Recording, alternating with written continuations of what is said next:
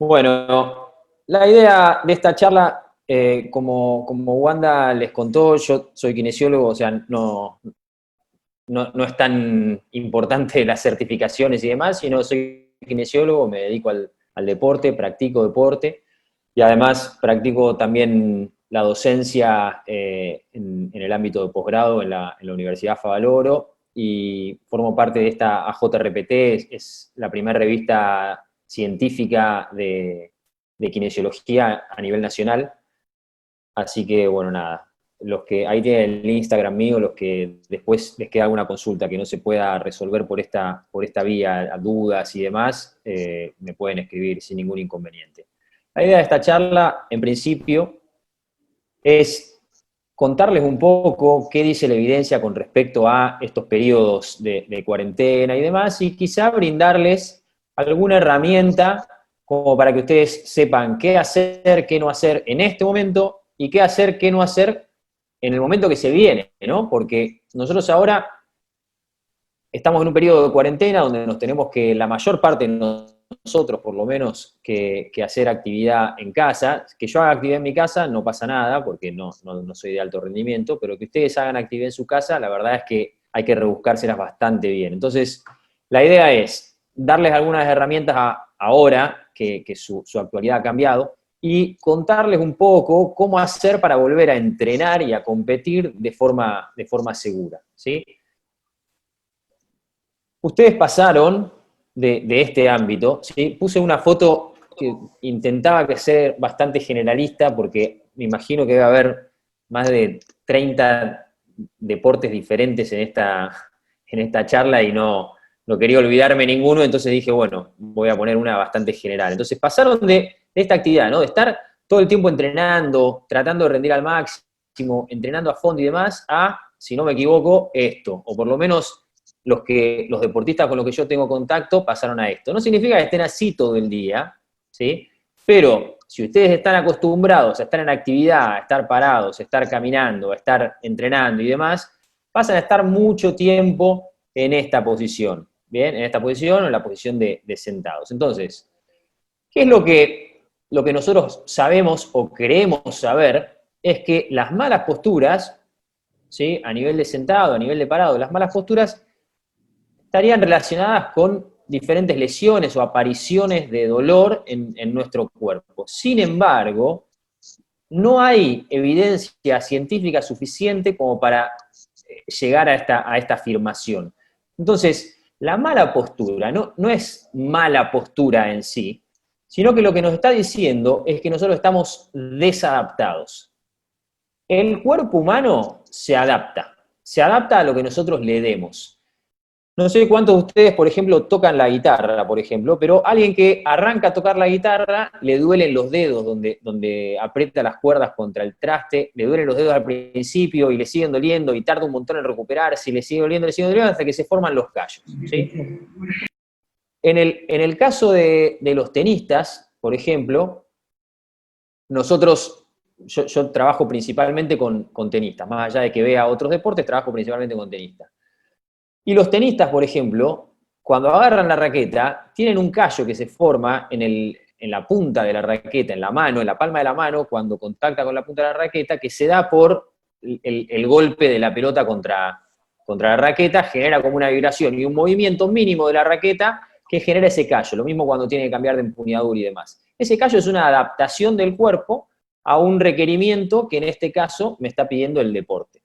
Entonces, si el cuerpo está acostumbrado a estar sentado, le es muy difícil empezar a moverse. Y si el cuerpo está acostumbrado a moverse constantemente, le es muy difícil estar sentado. Entonces, el problema de este caso no es el estar sentado en sí mismo, sino es que no estamos adaptados a estar sentados, no están adaptados a estar sentados. Entonces, Homero nos dice, al cuerpo no le gustan los cambios, ¿sí? O sea, si el cuerpo está acostumbrado a algo, va a querer seguir así. Y por más que el cambio sea algo positivo, el cuerpo va a querer seguir así. ¿Bien? Ahora bien, ustedes no están acostumbrados a estar sentados mucho tiempo durante el día y pasaron a estar sentados mucho tiempo durante el día. ¿Cuáles son las regiones corporales que más van a sufrir? En el caso de esta posición, va a ser la columna cérvico-dorsal, ¿sí? Cervical baja y dorsal alta mayormente, por estar en esta posición, mirando o el teléfono, o la tele, la computadora, o lo que sea, en esta posición de descanso. Y por otro lado, también la articulación de la cadera, porque no estamos acostumbrados a que se genere tanta compresión y flexión de la cadera. Bien, entonces vamos a ver quizá algunos movimientos que ustedes pueden hacer durante el día como para contrarrestar esta posición. Si ahora se abrió el deporte, como decían recién al principio, quizás no les van a ser tan útil, pero bueno, capaz que si pudieran volver el tiempo atrás lo podrían haber hecho. Gran parte de estos ejercicios, imagino que ustedes trabajando en el alto rendimiento los van a conocer, ¿sí? Pero se los menciono brevemente como para que los tengan en cuenta. Este es un ejercicio que se llama gato contento enojado, o cat camel, o gato camello, o como lo quieran, lo conozcan. Es una movilización global de toda la columna, donde se involucra tanto la columna lumbar, como la columna dorsal, como la columna cervical. No se rían de los ejercicios y del modelo que estando en casa es lo que se puede. Este otro ejercicio, con esta posición de la pelvis, lo que hacemos es bloquear la pelvis como para movilizar el tronco, ¿sí? Una movilización en rotación, haciendo un poco más de énfasis en lo que es la parte superior de la columna. ¿Bien?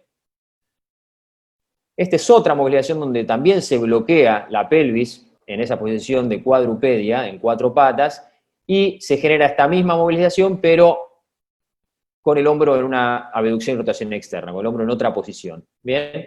Y por último, con el fin de movilizar esta región, que es una de las cosas más difíciles de movilizar, la columna cervical baja y la dorsal alta, es hacer este ejercicio que se llama retromentón. ¿Sí? Este ejercicio de retromentón es muy útil, no es tan utilizado como quizá todos estos otros, y es una de las pocas formas en las cuales se puede movilizar esto que se llama charnela cérvico-dorsal. ¿Bien? Este ejercicio, para algunos de ustedes que quizá estuvieron con algún dolor dorsal alto o cervical o dolor de cabeza por estas posiciones que han estado manteniendo durante el día, es una excelente herramienta que pueden utilizar para movilizar esa zona y liberar un poco el estrés de no moverse. ¿Bien? Cuando hablamos de esta posición de sentado, donde se hace una flexión pronunciada de la cadera, a la cual no estamos acostumbrados, tenemos que intentar movilizarlo en apertura, ¿sí? En este caso, por ejemplo, fíjense la cadera izquierda, cómo se mueve en apertura, y aprovechamos el vaivén del ejercicio como para aumentar un poco el estiramiento, para movilizar un poco la cadena posterior de las piernas, que también va a estar, al estar en la posición de sentado, en una posición de acortamiento constante, ¿sí? Otra forma de movilizar la articulación de la cadera es en este ejercicio, en el cual con un poco de activación de la zona media, lo que hacen es rotan hacia un lado y hacia el otro, ¿sí? Hasta que la rodilla toque el suelo, y ahí generan una mínima extensión de cadera también, pero este ejercicio sirve mucho como para movilizar las caderas en rotación. Gran parte de los gestos deportivos de todos ustedes, no importa el deporte que hagan, van a involucrar la rotación de cadera. La rotación de cadera es una de las cosas que más fácilmente se pierden. Entonces, si nosotros ponemos un poco de énfasis y ganas en tratar de no perder esa movilidad en la cadera, va a ser bastante útil cuando volvamos a la actividad. Y por último, este ejercicio que se puede llamar pretzel, por la forma en la que tiene, lo que se hace es, se trata de, fíjense, la cadera izquierda, que es la que está adelante, está en extensión, tratando de contrarrestar esta posición, y a la vez estamos generando una rotación del tronco, de la parte superior del tronco, para contrarrestar lo que habíamos visto en la diapositiva anterior. Con lo cual este ejercicio englobaría los dos. En cuanto a la dosificación de estos ejercicios, uno puede agarrar y decir, bueno, lo ideal sería hacerlo entre 1 y 2 veces al día, 10 movimientos de cada uno, ¿sí? Son 7 ejercicios, son 10 movimientos de cada uno, no les va a tomar mucho tiempo. Lo ideal es que estén espaciados dentro de lo que es el día, que no sea que solamente, bueno, si ustedes van a entrenar un turno, que lo hagan antes de ese turno como entrada en calor. Lo pueden hacer antes de ese turno como entrada en calor, pero también está bueno que lo hagan en otro momento del día. Esto lo tomamos de base con lo que se llaman las micropausas activas, que se suelen dar en el ámbito laboral. Cuando uno trabaja, yo además trabajo en ergonomía laboral, haciendo consultorías y lo que suele pasar es que en general el que tiene que trabajar 8 horas y se puede tomar 1 hora, en vez de ir tomándosela pausadamente, ¿sí? O sea, con cierta frecuencia a lo largo de esas 8 horas, lo que hacen es se la toman todas juntas en el medio. Y lo que se vio es que tiene mucho mejor resultado para lo que es la recuperación y la disminución de la fatiga al final del día, que uno se vaya tomando de a 5, 10 minutos en diferentes momentos de esas 8 horas, que si se lo toma todo junto en la mitad.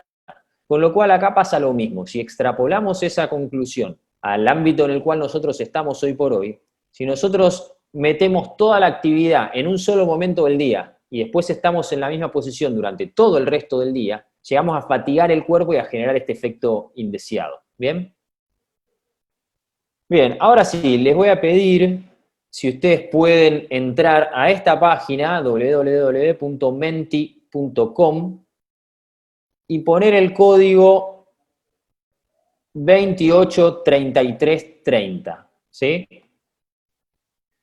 Quiero que con una palabra ustedes pongan qué les preocupa de la vuelta a los entrenamientos habituales, ¿sí? O sea, ustedes están ahora entrenando, la mayor parte debe estar entrenando en su casa, ¿sí? Después ya lo vamos a ver, pero la idea es que puedan entrar a esa página y pongan en una palabra qué les preocupa de la vuelta a los entrenamientos habituales, ¿sí? Tienen tiempo para hacerlo, los voy a dejar ahora con este tiempo.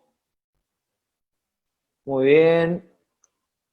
Acá se va a ir formando lo que se llama una nube de palabras, en el cual vamos a ir viendo las palabras que más tamaño van teniendo, son las palabras que más se repiten, ¿sí? Obviamente, si la palabra, por ejemplo, es lesiones y lesionarme,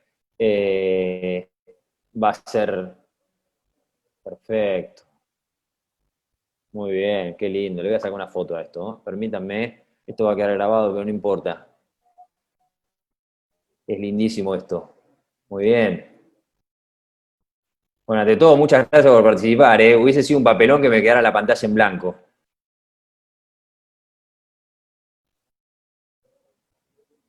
Muy bien, ahí estoy. Perfecto. Siguen entrando palabras. Voy a hacer un videíto mientras tanto.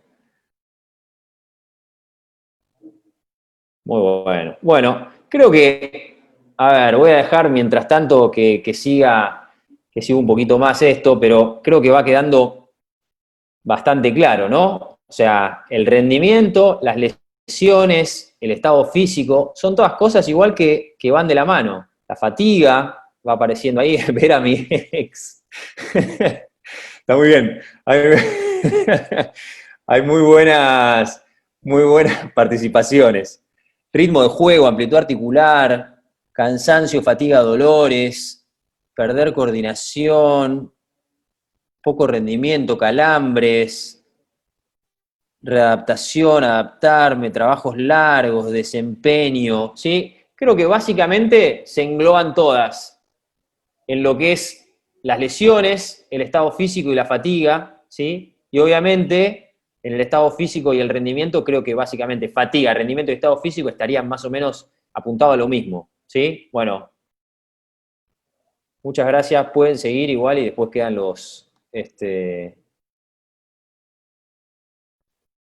las palabras. Bien, yo voy a volver a la presentación. Bueno, así como a ustedes les preocupan mucho las lesiones, acá a Bernardo Espinosa, jugador del Español de Barcelona, por más que no aparente justamente en esta foto, también les preocupan las lesiones, ¿sí? Dice, lo que más nos preocupa es lo que pueda acarrear a nivel físico en lesiones. Nos preocupa más regresar a un hábitat de deporte y lo que les pasa a todos los deportistas de alto rendimiento a la hora de plantear, bueno, ¿cuándo puedo volver? ¿Cómo voy a volver? Si vuelvo y me lesiono, ¿qué pasa? O sea, estuve 12 semanas, no sé cuántas semanas llevamos ya, estuve 12 semanas y estoy con este problema. Fijémonos que, por ejemplo, nosotros nos tenemos que preocupar cómo vamos a llegar a la primera competencia. Sin embargo, por ejemplo, en lo que es el fútbol, no me gusta el fútbol, ¿eh? O sea, puse el ejemplo del fútbol porque lamentablemente para la mayor parte de los deportistas que no juegan al fútbol, es que van a volver antes a la competencia los deportes que más dependan del dinero y que más dinero movilicen, obviamente. Entonces, la Liga Española obviamente va a volver, así como volvió la Liga Alemana, y ya vamos a tocar ese tema en un futuro. Pero fíjense cómo acá, en esta parte, este es el diario Marca de España, que dice, en mes y medio los jugadores podrían alcanzar a los 1000 minutos de competencia, en un mes y medio. Hace 70 días o no sé cuánto en España que estos deportistas no tienen ritmo de juego ni de entrenamiento ni nada, ¿sí? Entonces, como para que nosotros entendamos un poco cuál es la situación en la que estamos y hacia dónde queremos ir, tenemos que ver si esta situación se ha repetido en algún momento en el pasado, ¿no? O sea, si ocurrió o no ocurrió. Y viendo un poco, esto capaz que ustedes en las redes sociales pudieron llegar a ver que mucha gente empezaba a comentar sobre este tema, en el 2011 tenemos un ejemplo de lo que fue el lockout o lockdown, es como si fuera la cuarentena, de la NFL, que es la liga de fútbol americano, que lo que pasó fue, la NFL, como para que ustedes tengan una idea, tiene una pretemporada en la cual en general, un promedio, los deportistas, los jugadores de NFL tienen 2 rupturas de Aquiles por pretemporada, ¿no? O sea, en todos los jugadores de NFL hay 2 rupturas de Aquiles, ¿sí? Durante la pretemporada. ¿Qué pasó en el 2011?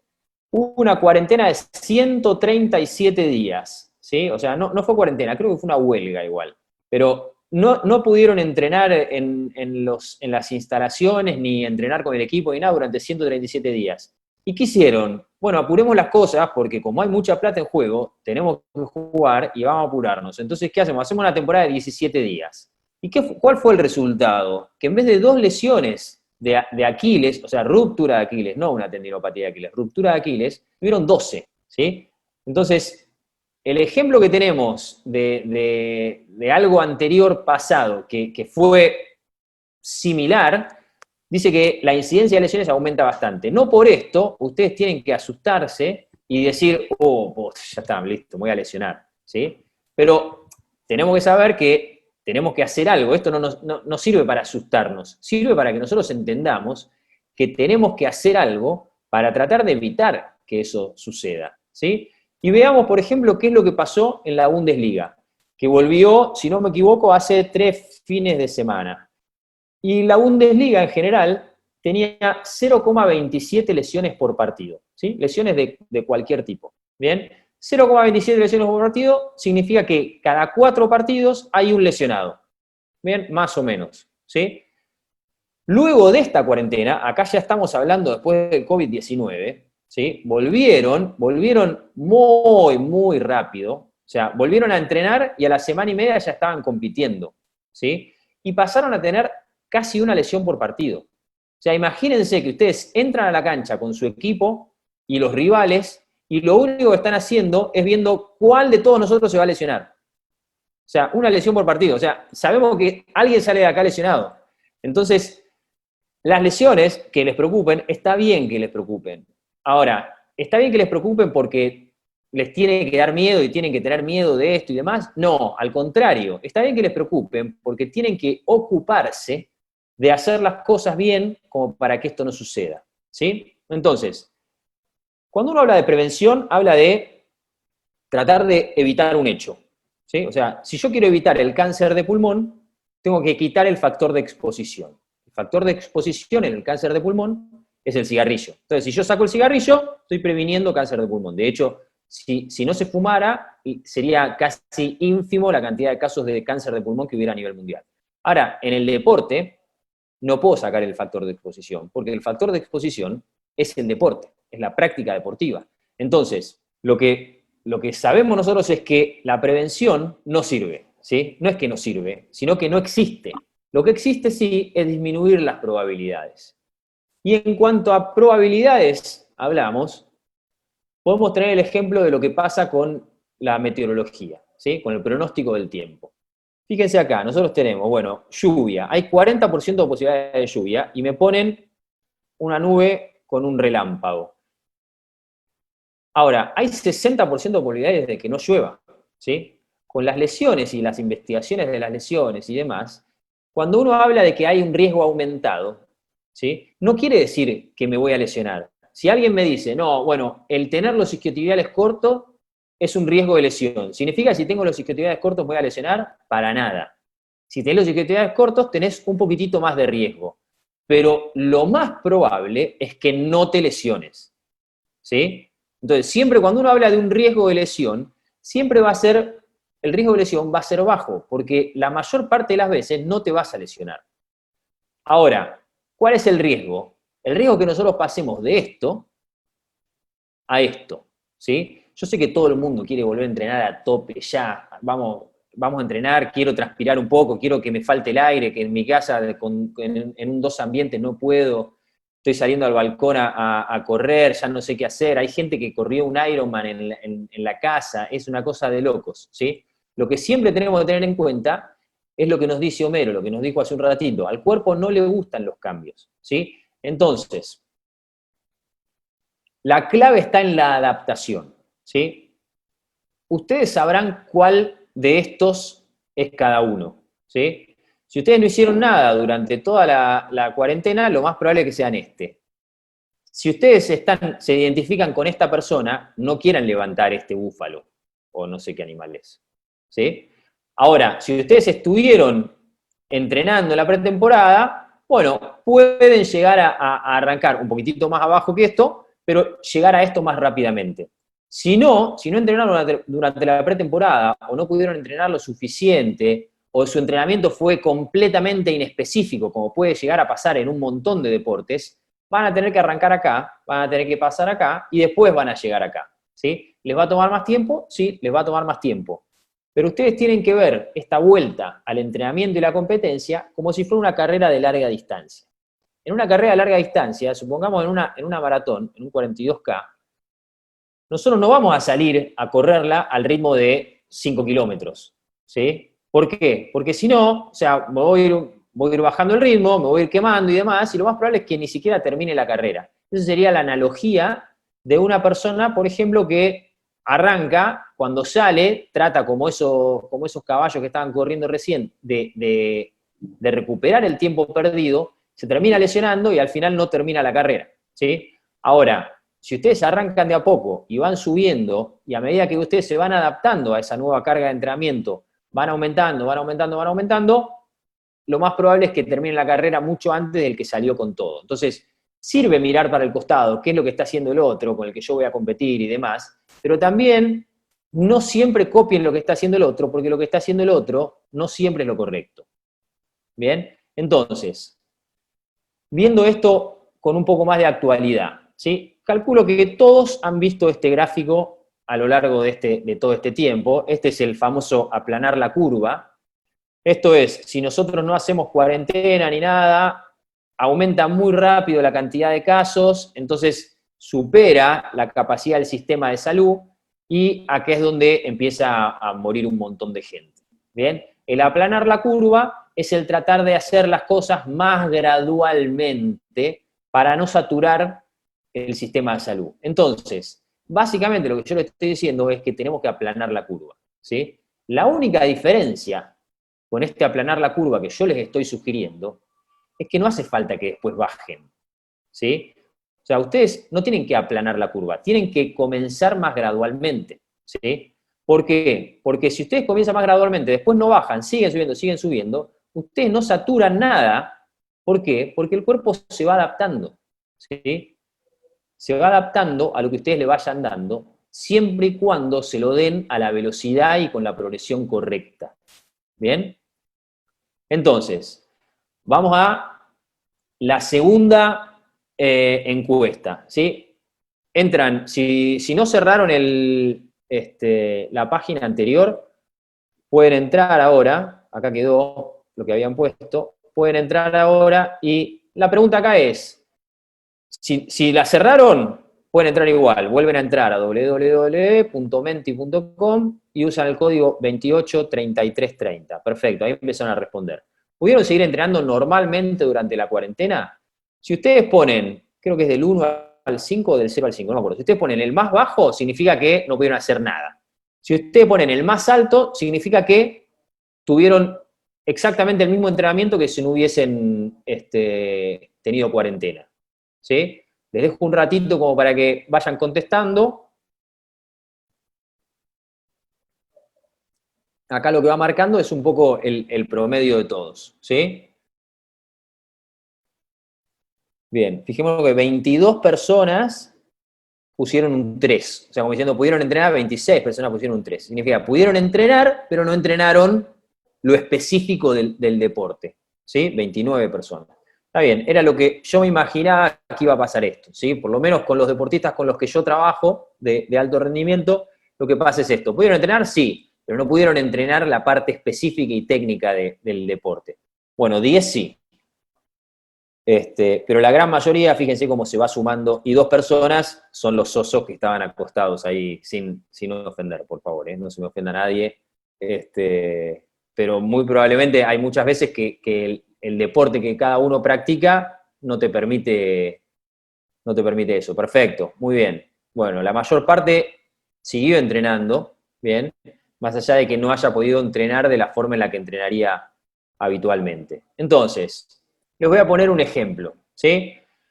Esto es un estudio que se hizo en el año 2016 en un training camp de judo, ¿sí? Acá se hace bastante, pero en Estados Unidos se utiliza bastante muchísimo esta modalidad de training camp, ¿no? Donde es una semana a tope de entrenamiento de ese deporte. ¿Y qué pasó en este campamento, en este training camp? Hubo 84% de lesiones. ¿Qué quiere decir? Que de todas las personas que había, el 84% sufrió una lesión. ¿Dónde estuvo el problema? El problema estuvo acá, en que la progresión de carga de entrenamiento en lo que fue la semana anterior a lo que fue la semana del campamento fue de 469%. O sea, hicieron 5 veces más en esa semana de lo que venían haciendo. ¿Sí? ¿Cómo puedo hacer yo? Supongamos que esta es nuestra situación, ¿no? Nosotros estamos acá y queremos llegar acá. ¿Cómo puedo hacer yo para eso? Básicamente, es un poco tarde que les diga esto, pero tratando de levantar el piso, ¿sí? Levantar el piso significa entrenar más. Entonces, esta es la... Alguno marcó acá en el gozo, no pasa nada.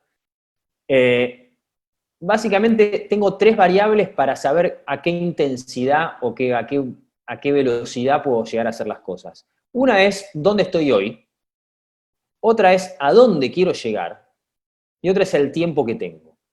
¿Sí? El objetivo obviamente va a ser la primera competencia que tenga.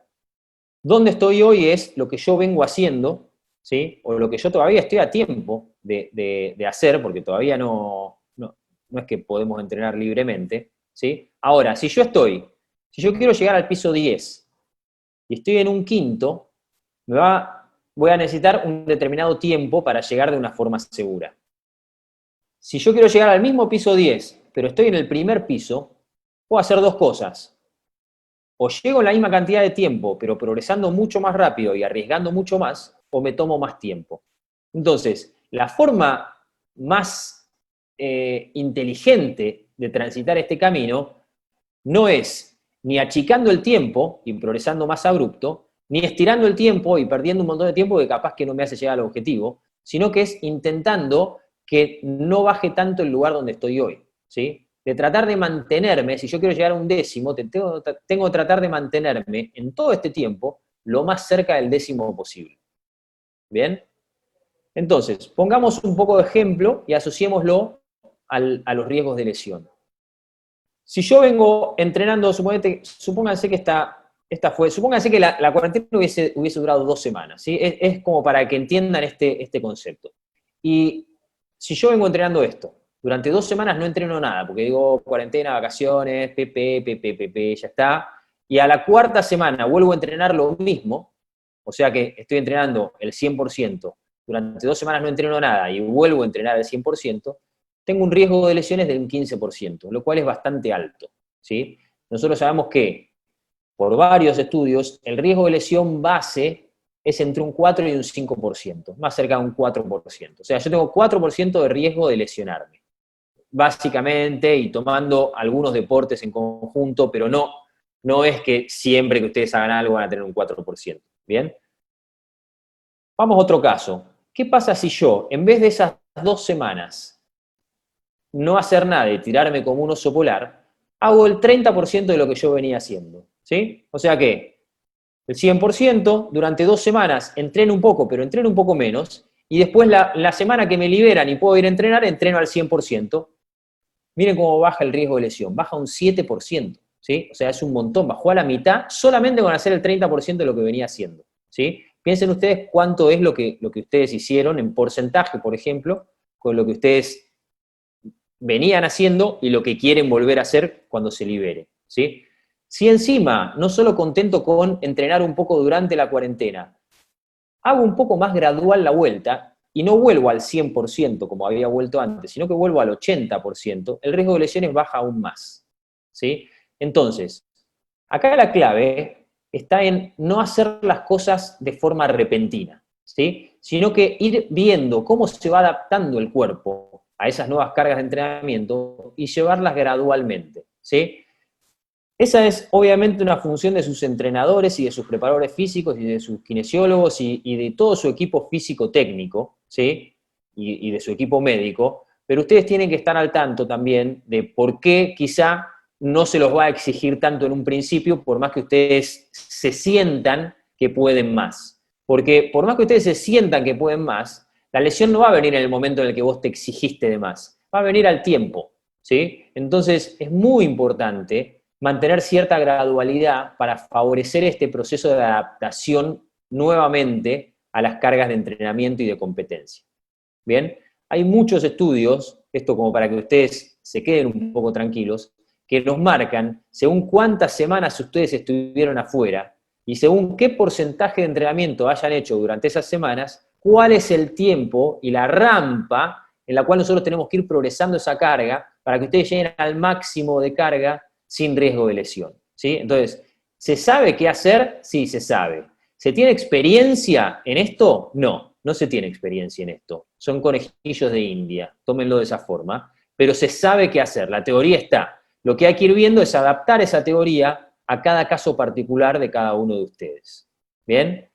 Entonces, les dejo una frase primero, que es que la mayoría de las lesiones ocurren por hacer demasiado y muy rápido después de hacer muy poco durante mucho tiempo, que es la situación en la que nosotros, o gran parte de nosotros, está en este momento, ¿sí? Esta frase la dijo Scott Morrison, no tengo ni idea quién es Scott Morrison, pero leí a Scott Morrison, así que si quieren ustedes después las buscan, pero la frase es excelente. Como recomendaciones finales, les dejo esto. Este es el gráfico que nosotros vimos hace un ratito, ¿no? Ahora, es un gráfico viéndolo de modo simplista. Vamos a complicarlo un poquitito nada más, un poquitito. Y es esto. Yo no sé cuándo va a ser la primera competencia que va a tener cada uno. Y creo que ni ustedes saben cuándo va a ser la primera competencia que va a tener cada uno. Por lo tanto, el tiempo es algo que todavía no nos presiona, ¿sí? Ahora, en cuanto al entrenamiento, ustedes saben que realizaron una determinada cantidad de entrenamiento. Ahora, más allá del entrenamiento físico que ustedes hayan hecho, físico, técnico, lo que sea, ese entrenamiento también está en relación con cómo estuvieron descansando, cómo se estuvieron alimentando, cómo estuvieron manejando el estrés, la motivación, el estoy quemado, ya no aguanto más, quiero salir y no sé qué y demás. Todo eso puede hacer que si yo no descansé bien, mi piso, ya no estoy en el quinto piso, estoy en el cuarto. Si yo me estoy alimentando mal o me sigo alimentando mal, ya estoy en el tercero. Y si no tuve buenas herramientas para manejar el estrés, vuelvo a estar en el segundo, por más que haya hecho un entrenamiento como para estar en el quinto. Con lo cual, el consejo que yo les doy como una recomendación final es que, más allá de que entrenen, préstenle mucha atención a los patrones de descanso, ¿sí? Tanto en cantidad de horas que duermen como en calidad de descanso. Hay muchas herramientas como para mejorar la calidad de descanso, si es el problema que alguno de ustedes puede llegar a tener. Presten especial atención a la alimentación, por más que no tengan un objetivo concreto, la alimentación es algo a largo plazo, no importa qué es lo que comí ayer, no importa si me clavé una milanesa a caballo, ¿sí? Lo que importa es que no te claves una milanesa a caballo todos los días de la semana, ¿sí? Y si hay algún nutricionista escuchando, y si no, no importa, no me quiero meter en el trabajo de otros, solamente son recomendaciones y consideraciones que me parece que todo deportista de élite tiene que tener, ¿sí?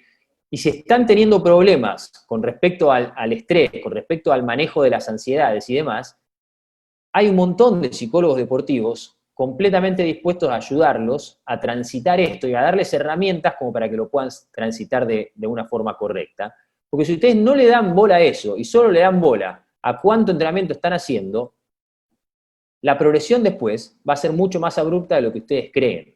La carga de entrenamiento no va solamente con el volumen de trabajo físico que ustedes hacen, sino que va con todo ese entrenamiento invisible que muchos le hacen, que muchas veces se les menciona, ¿sí? Y como última recomendación final, no innoven, ¿sí? O sea, no se pongan porque aprovechando que estoy en casa y que no puedo salir, me pongo a hacer más abdominales porque tal cosa, me pongo a hacer este ejercicio que vi en tal lado, porque creo que me va a mejorar esto. Si ustedes creen que hay algo que tienen que mejorar, lo charlan con su equipo, ¿sí? Lo charlan con su entrenador, con su preparador físico, con su kinesiólogo, con su médico, nutricionista, lo que sea, como para consensuar cuál es la mejor forma de llegar a adquirir eso que ustedes creen que les falta, ¿sí? Pero no hagan macanas tratando de innovar, de hacer cosas como diciendo, bueno, no tengo pesa, entonces me agarro tal cosa, tal otra. Siempre primero chequen con su equipo, porque muchas veces uno piensa que está todo bien y no está todo bien, ¿sí? Para terminar, y no aburrirlos, les voy a mostrar un video que la nueva realidad, ¿sí? Fíjense cómo este es el primer campeón de fútbol luego de la cuarentena de COVID-19. El festejo es increíble, es de lo mejor que vi. Es de lo mejor que vi.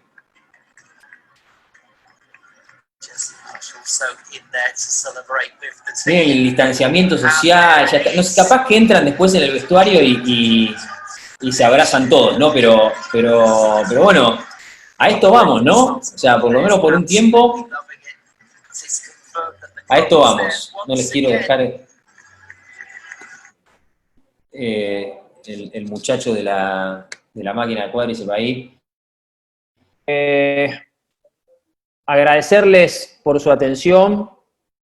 La verdad es que es un placer para mí poder charlar con todos ustedes. Mi admiración total para todos los deportistas argentinos que le ponen la garra, que le ponen todos ustedes para salir adelante en estos momentos que no son para nada fáciles.